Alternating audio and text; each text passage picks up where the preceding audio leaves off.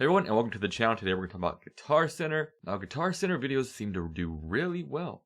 People love to see Guitar Center get drugged through the mud. They really seem to love to see them getting drugged. In this video, we're going to try not to do that so much. We're going to more kind of point out some things they could do to improve, to truly dominate the music industry, because they really could. When you think about guitar gear, there's three main forms of competition for Guitar Center that I think about. And that would be the online space.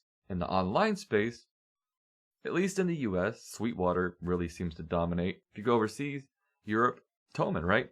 These are the two main things that people think about when they think about online. Now, if you go to the Sweetwater website and you're trying to find a guitar, let's say you're looking for a 2-humbucker guitar that's made of mahogany neck, mahogany body, and you want a Floyd Rose, and you want a certain color, you want a certain scale length, you can really dial it down. Same thing with tube amps. I mean, you can really dial down any piece of gear on the website to specifically what you're looking for.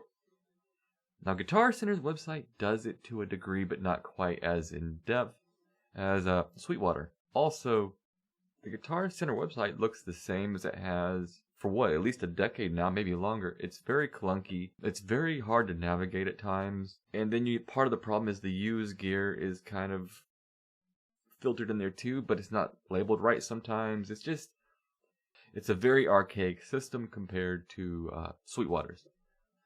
Better photos on Sweetwater, better descriptions, better specs. You can really dial in what you're looking for. Now, to get into the online game to the level of Sweetwater, this is something that Guitar Center really should look into improving. They should have somebody to revamp the website, train the store employees on how to do better listings, how to put the specs up there, because most of the stuff you can really find the specs on if the store employee would take a few minutes to do that. Go to the company website, okay, this is the specs, and just copy and paste. Really takes not a whole lot of time. And the listings would sell faster. And it may take a few minutes longer to do this, but you're going to sell the gear faster, so you're going to constantly get the stuff out of your inventory that you need to get out. So that's something they really need to look at improving. Next, mom and pop stores are still a good way to go try gear, and their selection is typically not as good as Guitar Center's. So this is a way Guitar Center really could dominate, but here's how they're messing that up. Again, if you go to a mom and pop store, a small one, they're going to have limited inventory. They're going to have limited types of models for you to try. Guitar Center's going to have them all. But when you go to Guitar Center, 9 times out of 10, the guitar will need new strings. It will need a setup due to the humidity in their stores not being done correctly. There's fret sprout. It's just tons of different things that are wrong with the guitars. So when you go try it out, you don't even really get a chance to bond with the instrument. Now, when you go to the mom and pops, they're typically better taken care of. They perform better. They're set up well. And it's all around a more inviting experience. You know, a lot of mom and pop stores will have couches for you to sit on. They may have, coffee for you to get a drink of. And that's the thing. When you walk into a Guitar Center, it feels a little bit more like a pawn shop, right? It doesn't feel like an inviting store. Now, with the new leadership that wants to make this more of like a high-end environment, this is something they should maybe look into doing. Maybe have a coffee machine up front. Maybe have a couple couches where people could sit down and talk. Maybe jam on some guitars. And really give it that downtown kind of vibe. And people will maybe come out there and they'll hang out, try out the guitars that need to be set up properly. I don't know how Guitar Center pays their... Yeah, leave a comment down below. How do they pay their techs? Do they get an hourly salary? Are they only getting paid based off of the work they perform? Regardless, to move these guitars out of their inventory, the techs really should be looking at those to make it happen. Because there's guitars I looked at that I was going to buy that instantly were going to cut your fingers because of the fret sprout, and they were going to discount it, the cost of having the tech work on it.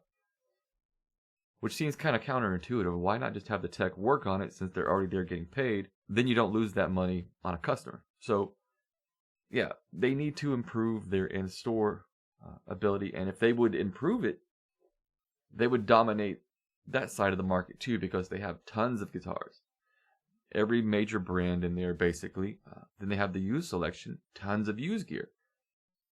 And if these things were up to snuff, you'd really have no need to go to mom and pops anymore. And then we have, kind of tied into these first two, is the third one, reverb. Reverb is like the dominant force for used guitar, used musical instruments. It just is. Reverb is not a very good place to be on anymore.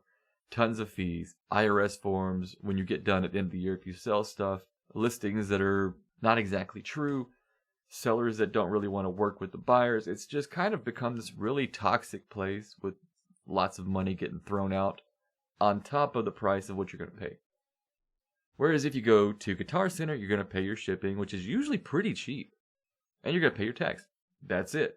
No more hidden fees. If you want to go sell there, no more hidden fees. You just sell it.